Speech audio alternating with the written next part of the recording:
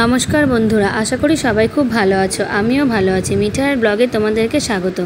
এই যে আজকে মিঠাইয়ের দিদির কিছু কেনাকাটা ছিল, সেই জন্য আমরা টোটো করে যাচ্ছিলাম। আর মিঠাই তো খুব খুশি, কারণ মিঠাই টোটো চড়তে ভীষণ ভালোবাসে। এবার আমরা খুব গরম ছিল, হাওয়া খেতে খেতে আমরা রওনা দিচ্ছিলাম। পুরো 5টার পরে রওনা দিয়েছি, তাও কত রোদ। এবার আমরা ন্যাচারাল ভিউ দেখতে দেখতে যাচ্ছি।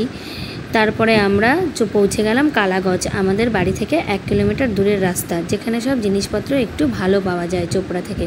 তার মধ্যে মিঠাই চলে গেছিলো মামুনির বাড়ি। মামুনি হচ্ছে মিঠাইয়ের বড় মাসি। মামুনি মিঠাইকে কিন্ডার জয় কিনে দিয়েছিল, আর কিন্ডার জয় পেয়ে মিঠাই তো ভীষণ খুশি। এইবার মিঠাই দাঁড়িয়ে দাঁড়িয়ে কিন্ডার জয় খাচ্ছে আর হাসছে। এইবার আমাদের বাড়ি ফেরার পালা। বাড়ি ফিরতে ফিরতে রাস্তায় আমাদের আবার কিউটির সাথে দেখা।